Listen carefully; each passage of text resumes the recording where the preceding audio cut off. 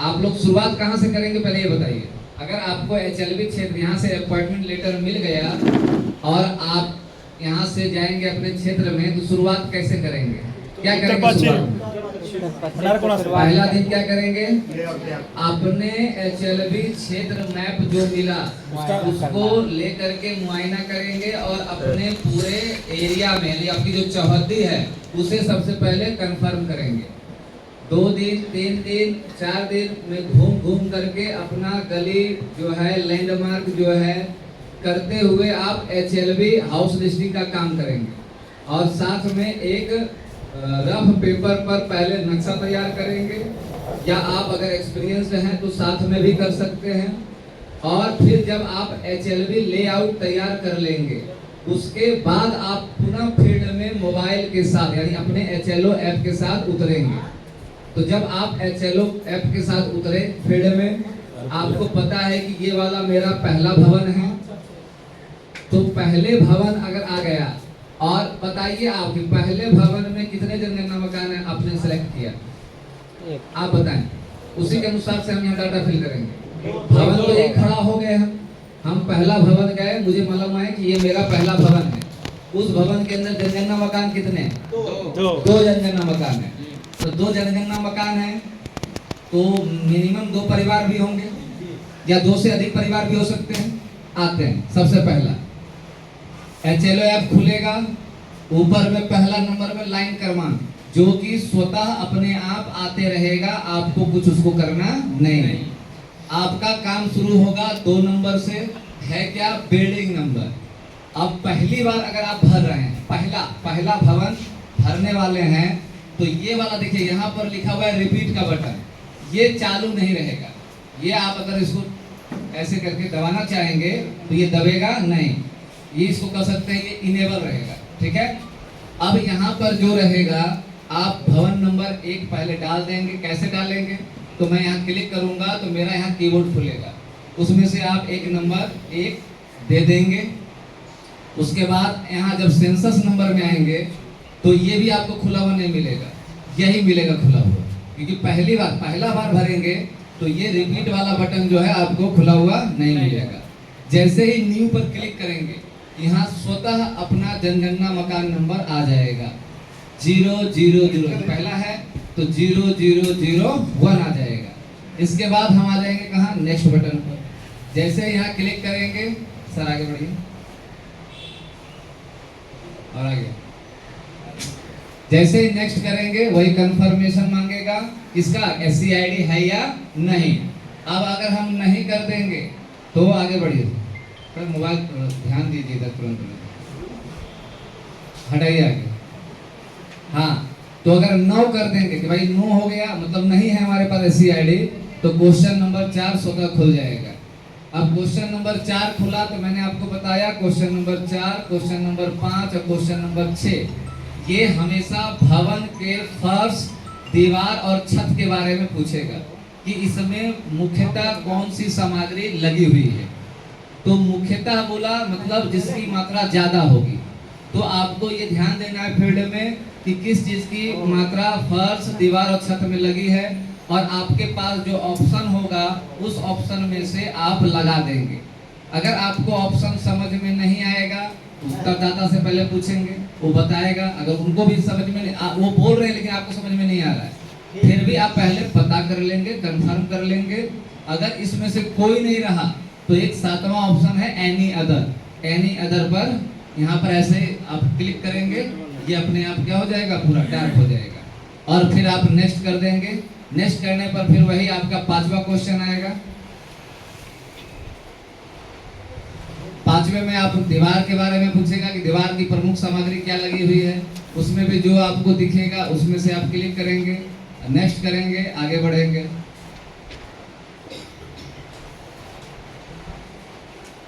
6 number छत का, तो छत में भी आप देखेंगे क्या है, तो ज्यादा करके संख्या में आपको कंक्रीट मिल सकता है, या अगर ग्रामीण क्षेत्र में है तो ग्रास से बना हुआ, प्लास्टिक से बना हुआ, हैंडमेड टाइल से बना हुआ, जो आप लोग कहते हैं ये खप्पड़ पहले होता था ना मिट्टी का बना करके, अभी भी कुम्हार लोग ये जो है बना देते थे पहले, तो वो हैंडमेड हो गया। अच्छा, एक होता है कि मशीन से कर करके तैयार किया गया, वो नहीं। तो उस तरह का आपको जो भी रहेगा, ठीक है, मशीन मेड टाइल्स हो गया, तो इस तरीके का जो भी ऑप्शन रहेगा, और अंत में कोई ऑप्शन नहीं दिखा तो आपको एक ऑप्शन एनी अदर का दिखेगा। अगर इसमें से कोई ऑप्शन नहीं मिला तो उसको कर करके नेक्स्ट करेंगे। नेक्स्ट करते ही क्या आएगा, 7 नंबर।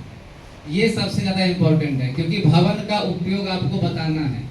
अब भवन के उपयोग में इतना कंडीशन है लगा हुआ कि थोड़ा सा अगर आप नहीं समझेंगे तो आपको भरने में दिक्कत हो जाएगी। सबसे पहला हम इसी से शुरुआत करते हैं, आवासीय, क्योंकि अधिकतर जनगणना मकान में आपको आवासीय मिलेगा। अब कुछ गैर आवासीय मिलेंगे, तो गैर आवासीय में तो टेंशन लेना ही नहीं है। अभी हम पहला भवन, अब पहला जनगणना मकान दिए, बताइए कि उस भवन में क्या आवासीय है या गैर आवासीय है? आवासीय। आवासीय है, मतलब वहाँ परिवार रह रहे हैं। रहा तो आवासीय है, तो आवासीय के लिए क्या लगाएंगे? रेसिडेंस है यहाँ पर, यानी आप वर्ग बनाएंगे। पहला बटन दबाएंगे। जैसे ही पहला बटन दबाएंगे, ध्यान रखेंगे ये वाला नहीं खुलेगा, क्योंकि आवासीय के केस में उसका उपयोग क्या है यहाँ पर दर्ज करने की जरूरत नहीं है। तो ये वाला ऑप्शन नहीं खुलेगा, यहाँ पर ये खुलेगा, ये वाला। क्योंकि अगर आवासीय है तो हो सकता है उसमें आदमी अभी हो या ना हो। तो ना हो के केस में आप क्या कर लेंगे? लॉक कर देंगे। और लॉक करने के बाद आप कहाँ पहुंच जाएंगे? बताइए जरा। अंतिम प्रश्न कहाँ? अंतिम प्रश्न 34 नंबर, मोबाइल नंबर। हाँ सर, मोबाइल नंबर। अब सर आपने कल एक बात पूछा था कि अगर मोबाइल नंबर उपलब्ध ना हो तो क्या ये सबमिट होगा कि नहीं? आपके क्वेश्चन में कल मैंने कहा कि अगर नहीं हुआ तो मैंने ये तो नहीं कहा कि सबमिट नहीं होगा, सबमिट होगा ना। तो मैंने इसको चेक करने के लिए कल ट्राई किया कि मैंने देखा कि आप 1 से लेकर के आप 33 नंबर तक अगर प्रश्न भर दिए और 34वें प्रश्न में अगर किसी कारणवश मोबाइल नंबर अगर नहीं मिला तो क्या होगा? तो आपको बताएं, मोबाइल नंबर मैंडेटरी नहीं है, आवश्यक। अगर मिल गया तो ठीक है, आप लिख दीजिए, अगर नहीं मिला तो भी वो सबमिट हो जाएगा। मोबाइल नंबर सिर्फ कम्युनिकेशन के लिए लिया जा रहा है कि किसी प्रकार का भविष्य में अगर उनसे संपर्क करना हो तो संपर्क किया जा सके। अगर बहुत सारे ऐसे लोग होंगे कि वो देना नहीं चाहेंगे, है भी तो देना नहीं चाहेंगे, तो आप उस केस में आगे बढ़ करके आप उसे सबमिट कर देंगे, वह सबमिट होगा, कोई दिक्कत वाली बात नहीं है। तो पहला अगर आवासीय करेंगे तो ये खुलेगा कि नहीं खुलेगा?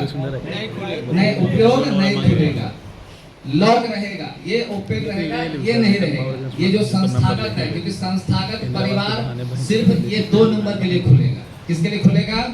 2 नंबर के लिए।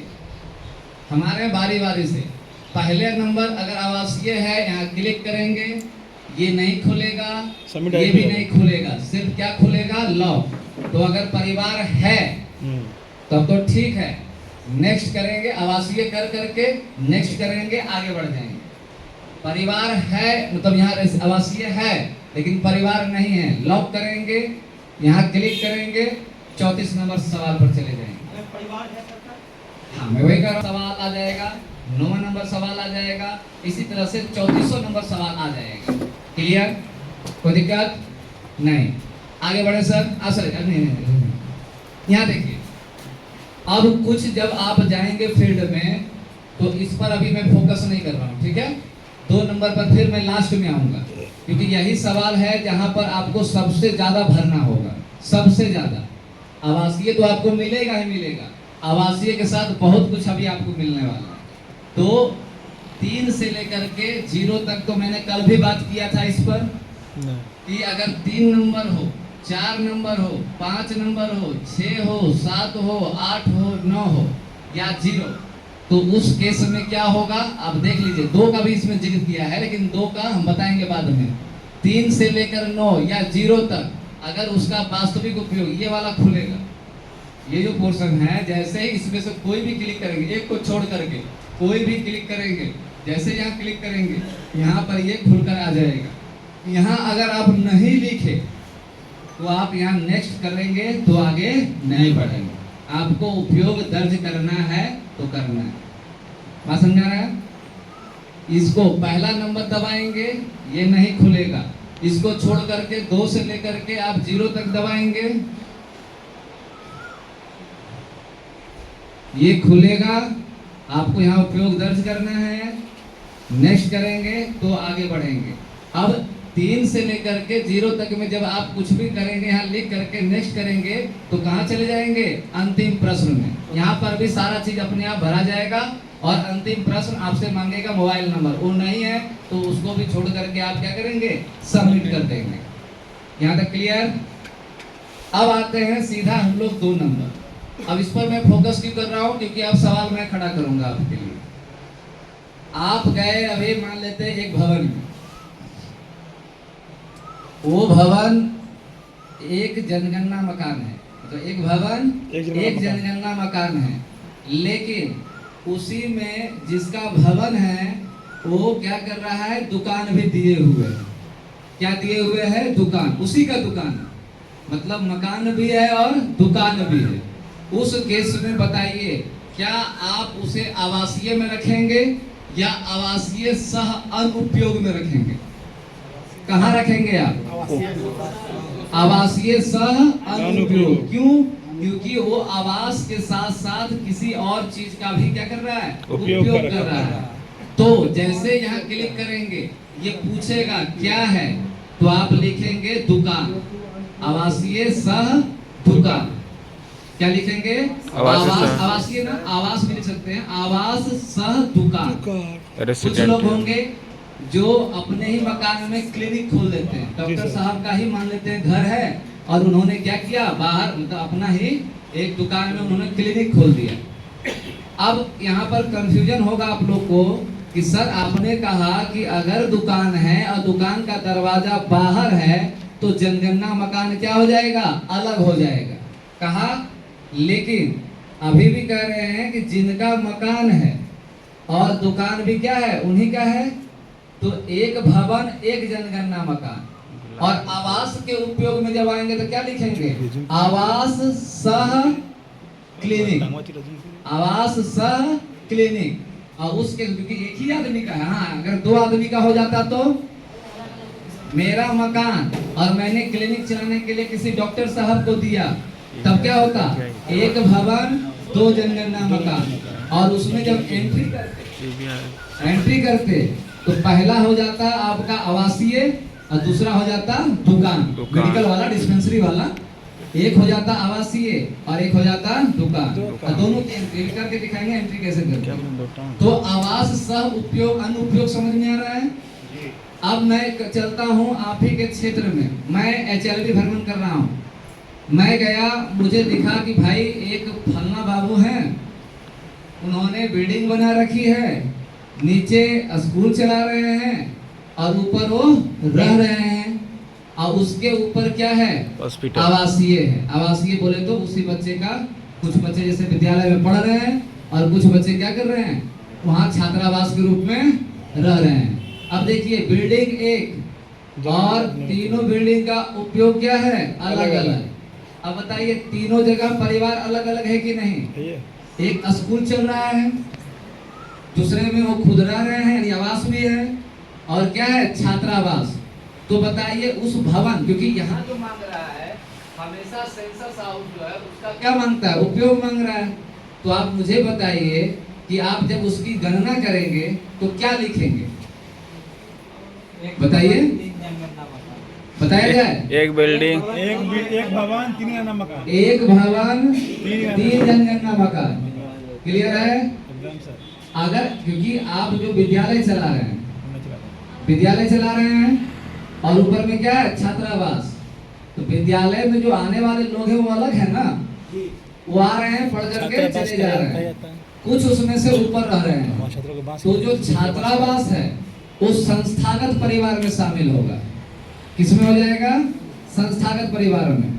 यहाँ आपको बढ़िया से समझना है, संस्थागत परिवार में कौन कौन आएगा ये कंफर्म करिए। फिर से मैं इसी क्वेश्चन को दोहरा रहा हूँ क्योंकि यह आपको फील्ड में मिल जाएगा।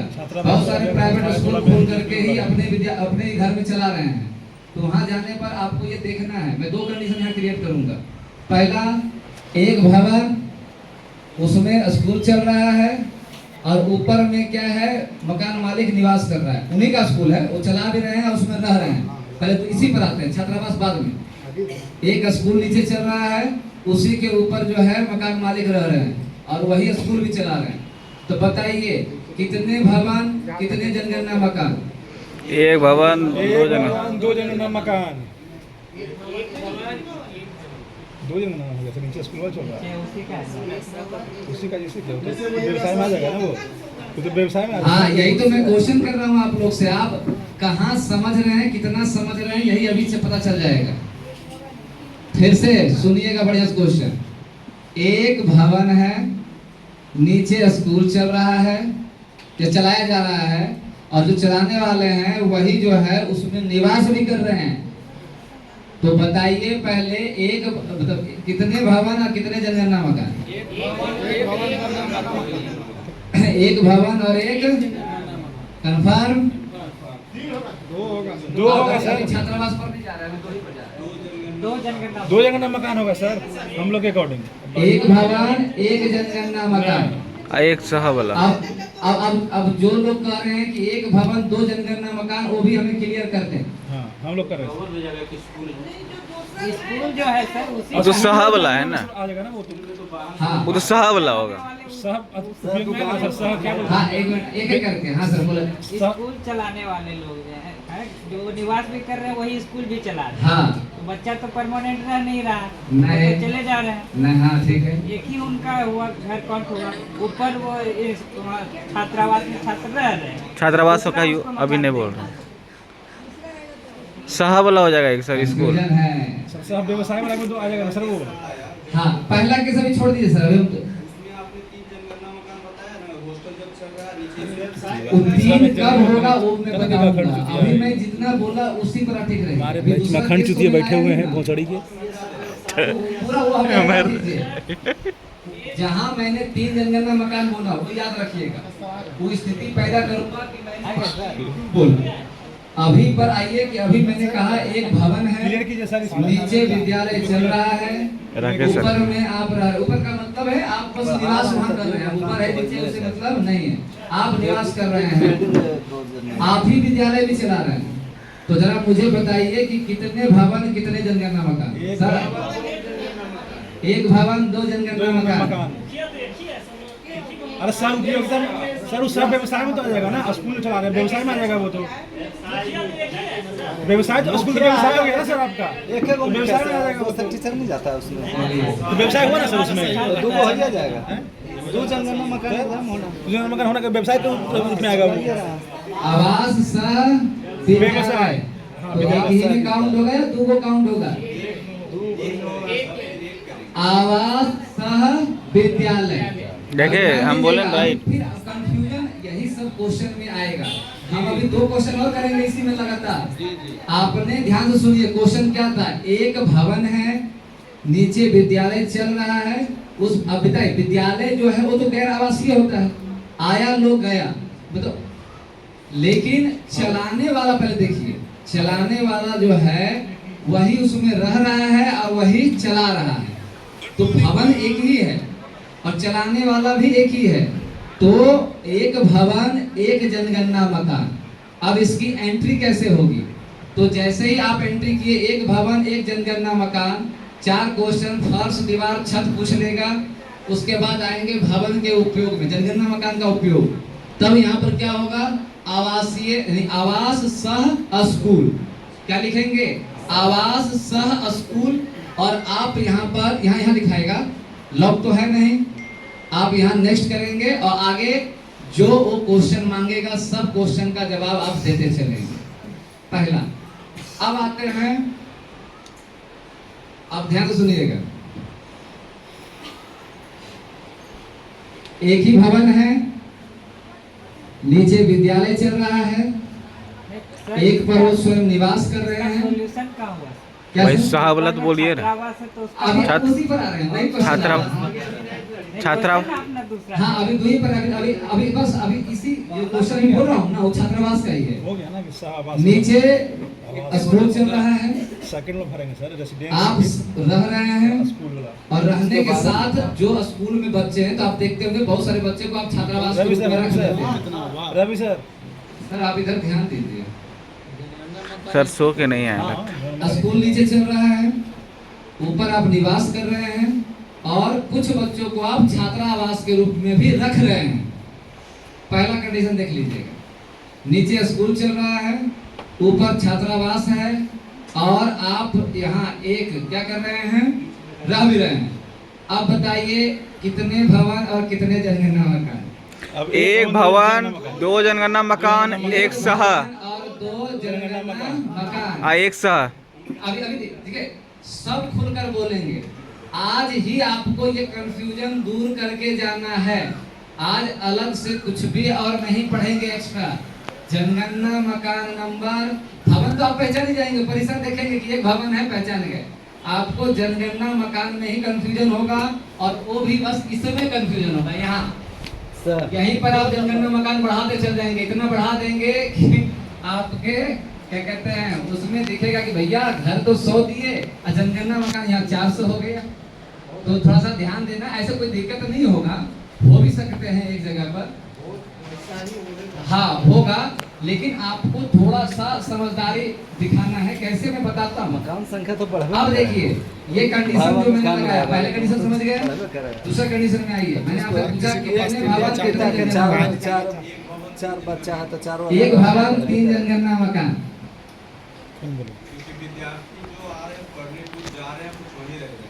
हाँ तो जो रह जा रहे हैं वो तो संस्थागत में आ जाएंगे, बताते हैं। और बताइए कोई, उन्होंने कहा एक भवन 3 जनगणना मकान। एक भवन 2 जनगणना मकान किसने कहा? सॉरी किन्होंने कहा? आपने सर। हाँ सर हम लोग बोले। किस आधार पर क्या है सर, जरा बता देंगे? स्कूल का मालिक वही घर का मालिक है। हाँ ठीक है। और एक आवासीय चल रहा है ऊपर उसके। और बोलिए। एक आवासीय वाला। एक आवासीय वाला जो ऊपर चल रहा है उसमें। हाँ आप बताइए एक कितने भवन कितने जनगणना मकान? एक बिल्डिंग, भवन 2 जनगणना मकान। 2 जनगणना मकान। और क्या इस पर सहमत हैं आप लोग कि एक भवन और 2 जनगणना मकान? नहीं है सर। तो सर कितने? 3 जनगणना मकान। चलिए और कोई? हमारे पास 2 जवाब आया, एक भवन 3 जनगणना मकान। एक जवाब आया एक भवन 2 जनगणना मकान। अभी भी कंफ्यूजन दूर नहीं उसको हुआ। खड़ा नहीं तो क्या खड़ा करेगा? हाँ अब मैडम सही पकड़ी। एक भवन और एक जनगणना मकान, परिवार इसमें 2 हो जाएंगे। एक संस्थागत परिवार जो छात्रावास में रह रहे हैं और एक वो परिवार जो आवासीय सह किसमें रह रहे हैं, स्कूल चला रहे हैं। या अगर एक जनगणना मकान लिखेंगे तो क्या समझिएगा, यहाँ पर मालिक जो है वही विद्यालय चला रहा है। तो मालिक विद्यालय अगर चला रहा है तो आवास सह स्कूल हो गया। आवास सह जैसे ही स्कूल लिखे तो एक परिवार काउंट हो जाएगा, क्योंकि आवास है तो आवासीय है तो परिवार आएगा। बढ़ा लीजिएगा। दूसरा, उसी जनगणना मकान में दूसरे परिवार हैं, कौन? संस्थागत। क्योंकि जो छात्रावास है वो 10 बच्चों का समूह हो सकता है, 20 बच्चों का हो सकता है, 50 का हो सकता है, और हो सकता है कि उसकी रसोई क्या हो, अलग हो। तो परिवार यहाँ 2 हो जाएंगे, एक सामान्य परिवार और एक हो जाएंगे संस्थागत परिवार। तो परिवार 2 हो गए, जनगणना मकान एक ही रहा। बात समझ में आई? अब जो आपने कहा 3 जनगणना मकान, अब हम बताते हैं कैसे होगा। अब मैं एक भवन में हूँ, छूट जाता है, इधर रह जाता है। नीचे का जो है मैंने स्कूल किसी और को दे दिया। उधर पढ़ने का घूमे भी नहीं करेगा। आ रहा समझ में? चला कोई और नया स्कूल, ऊपर में निवास मैं कर रहा हूँ और उसे उसके ऊपर जो छात्रावास है वो क्या है, अलग है। बस हाँ बता रहे हैं, छात्रावास जो स्कूल वाले संचालक हैं वही उसको चला रहे हैं। ठीक है, एक ही बिल्डिंग में हो सकता है या बिल्डिंग अलग भी हो सकता है, लेकिन हम एक ही बिल्डिंग की बात कर रहे हैं, क्योंकि आपको ऐसा केस एक ही बिल्डिंग में मिलेगा, अलग बिल्डिंग में नहीं मिलेगा। तो जनगणना का तो भाषा यही है कि भैया जब कोई भी चीज आप कहीं उपयोग कर रहे हैं, आपका दरवाजा क्या होना चाहिए, अलग होना चाहिए। तो मानते हैं यहाँ पर कि चलाने वाला नीचे दुकान, यानी स्कूल, एक तरह से स्कूल का परिवेश है, स्कूल कोई और चला रहा है, रहने वाला उसमें रह कोई और रहा है, किसी का मतलब स्कूल वाले का ही है। तो अब बताइए कितने भवन, भवन तो एक ही होगा, जनगणना मकान कितने होंगे, निवास भी कर रहे हैं, तो किसमें आएगा, 2 नंबर में। और जो आदमी सिर्फ उसमें रह रहा है वो क्या हो जाएगा, आवासीय। यानी 2 तरह के परिवार उसमें भी मिले, एक आवास सह छात्रावास में, और एक मिले आपको सिर्फ और सिर्फ आवासीय। क्या किसी को दिक्कत हो रही है? हाँ हाँ, बाउंड्री है, एक परिसर हो गया, ठीक है, अलग है, हाँ स्कूल है, ठीक है, उसी में रह रहा है, मतलब बगल में बना करके रह रहा है, छोटा सा, हाँ ठीक है, हाँ 2 हो गया, 1 भवन 2 जनगणना मकान, भवन एक ही काउंट होगा। एक परिसर के अंदर कई बिल्डिंगें हो सकती है, मतलब कई भवन, जैसे आप ऐसे समझिए एक परिसर है, ठीक है, बाउंड्रीज को आप बोल रहे हैं, उसके अंदर एक मेरा रहने का कमरा है, रहने का कमरा बना दिया, और एक भवन बनाया जिसमें मैं पढ़ा रहा हूँ। हो सकता है कि उसी में अलग से एक और भवन जिसमें छात्रावास है, अलग है, वो खाना अपना अलग खा रहे हैं, और एक जो है वो सिर्फ स्कूल चल रहा है। क्लियर है? कोई दिक्कत नहीं। अब आप एंट्री किए, आपको मालूम चला 3 अलग अलग बिल्डिंग है, तो तीनों का जनगणना मकान क्या हुआ, अलग हो गया, क्योंकि सबका प्रवेश द्वार अलग है। अब जब उसको लिखेंगे तो कैसे लिखेंगे, 3 जनगणना मकान, भवन एक ही है, भवन नंबर 2 देंगे, पहला न्यू देंगे तो जनगणना मकान आएगा, कोई ना कोई आएगा। अगर मान लेते हैं आवास वाले प्रिंसिपल सर आवास में है तो उनके लिए क्या आएगा, आवासीय, यहाँ नहीं खुलेगा, नेक्स्ट करेंगे, सारा डाटा भर देंगे। भवन नंबर फिर से 2 ही करेंगे, न्यू करेंगे, नया जनगणना मकान मिलेगा, दीवार फर्श छत की बारी आ जाएगी। 7 नंबर में आएंगे आवास, जनगणना मकान का जो उपयोग क्या है, सिर्फ और सिर्फ क्या है, स्कूल है, यहाँ दबाएंगे, यहाँ दबाएंगे। 34 नंबर प्रबंधक का नंबर अपना दे देंगे, फिर से भवन नंबर क्या दबाएंगे, 2, फिर न्यू करेंगे, जनगणना मकान नया मिला। अब यहाँ आएंगे, अब क्या लिखेंगे, 2 नंबर। आप यहाँ हॉस्टल में मत आ जाइएगा, कहाँ गया, नहीं हॉस्टल तो है ही नहीं कहीं, वो आएगा हमेशा आवास सह छात्रावास, आवास सह छात्रावास 2 नंबर में आएंगे। यहाँ जब छात्रावास है तो हर बार आपको ये दबाना पड़ेगा, क्योंकि वो छात्रावास में रहने वाले बच्चे कैसे कहलाएंगे, संस्थागत परिवार में आएंगे। तो संस्थागत परिवार जैसे यहाँ दबाए, यहाँ नेक्स्ट करेंगे, वो भी परिवार क्रमांक, संस्थागत में सिर्फ आपको यहाँ पर एक हेड का नाम देना पड़ेगा, भैया उसका मुखिया यानी जो संचालक वार्डन होगा, या हो सकता है कि स्कूल का जो प्रबंधक है वही हो, तो आप उसी का यहाँ पर जो है इसको करने के बाद जब आगे आएगा 8वां या 9वां नंबर, तो उसमें आप नाम लिख देंगे, और उसके बाद नेक्स्ट करेंगे, वहाँ भी परिवार क्रमांक क्या ले लेगा, 999। क्लियर हुआ मेरी बात? इस संस्थागत परिवार पर जोड़ इसलिए दे रहा हूँ कि आपको 1-2 घर आपके एचएलवी क्षेत्र में ऐसा मिलेगा जो स्कूल चला रहे होंगे, उसी में रह रहे होंगे, और हो सकता है कि आवासीय भी हो जाए।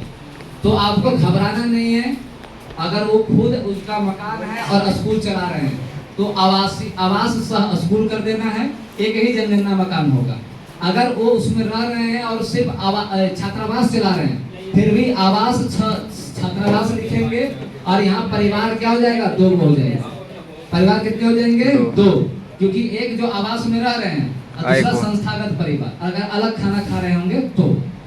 चलिए आगे बढ़िए सर। परिवार, हाँ, परिवार की गिनती होगी, संस्थागत परिवार की गिनती सरकार ने कहा कि जहां जहां भी संस्थागत परिवार हैं उनको सिर्फ हम एक ही नंबर दे पाएंगे, 999 999 नंबर सब के लिए।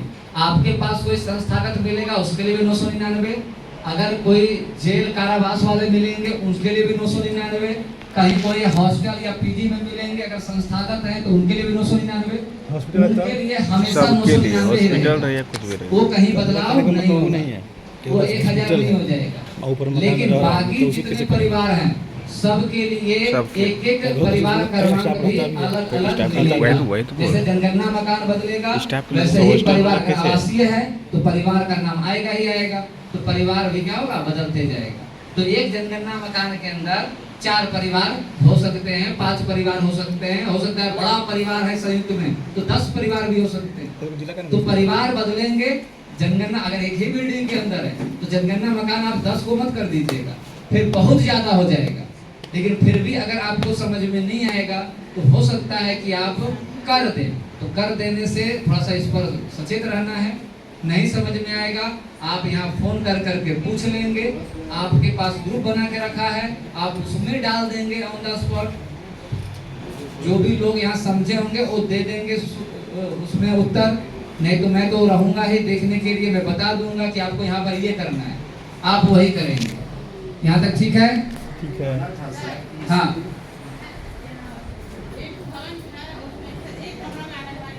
हम बैठ जाएं। हाँ।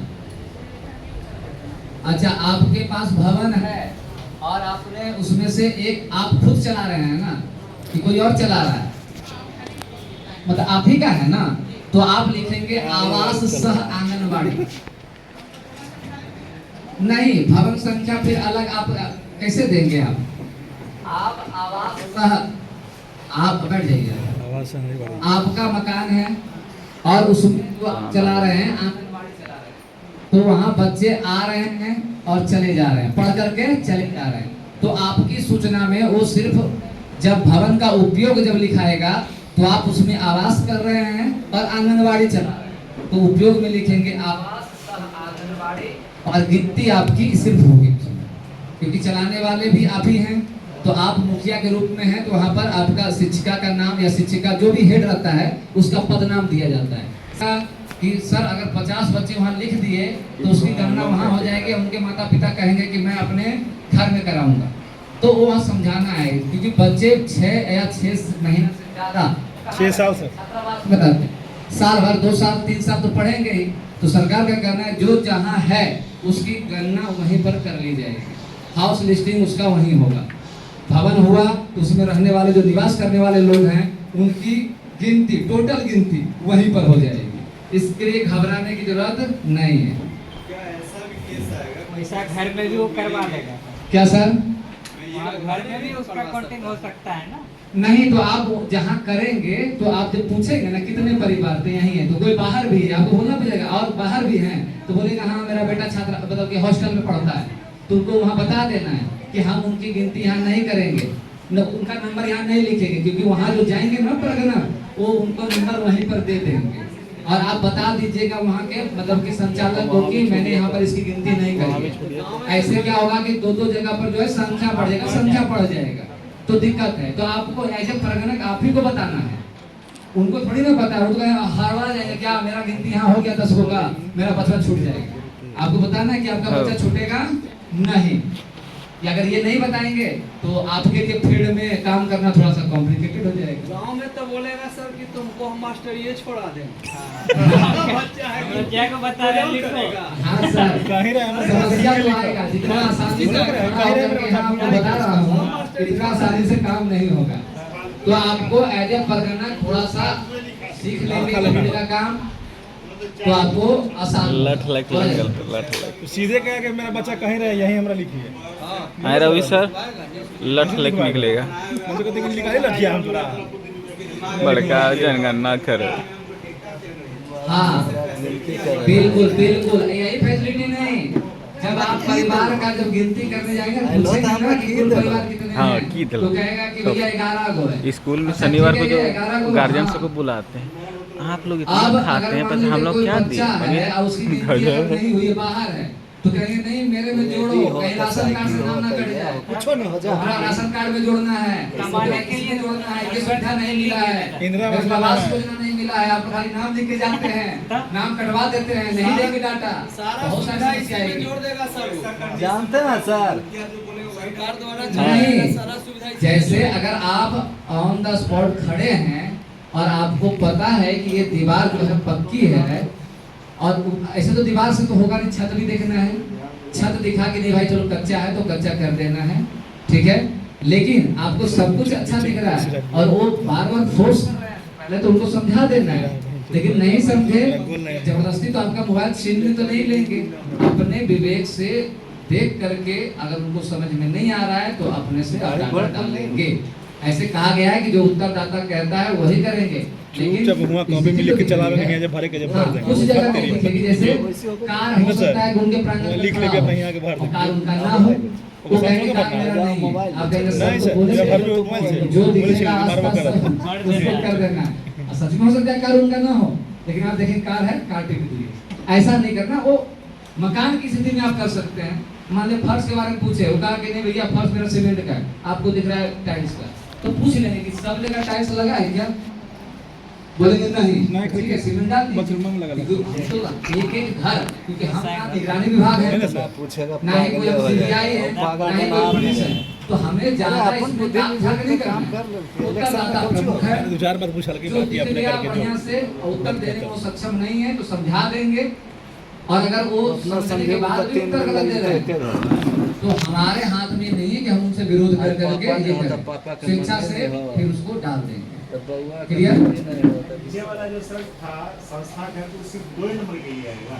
रेस्ट करते हैं, उनको भोजन भी मिलता है, तो भैया कितने दिन, 10 दिन, कोई 6 महीना तो बेड पर लेटर नहीं रहेगा, कौन रहेगा ना सर, साल भर तो नहीं रहेगा। तो क्या करता है हॉस्पिटल को ऐसा मानते हैं कि लोग आया और गया, तो वो एक तरह से गैर आवासीय है, उसमें लोग आवास नहीं कर रहे हैं तो गैर आवासीय है। और हॉस्पिटल है तो हॉस्पिटल पर क्लिक करेंगे, लेकिन जैसे ही मैंने आगे सवाल किया क्या इसमें आवासीय भी है, कुछ स्टाफ बोलेंगे आवासीय भी है, मतलब लोग रह रहे हैं, चपरासी ही रह रहा है, नर्स है, या भी कंपाउंडर रह रहा है। तो अब वो रह रहा है ना, तो कंफर्म करेंगे कि उसका निवास जो है अलग है क्या, हॉस्पिटल के मुख्य बिल्डिंग से क्या वो अलग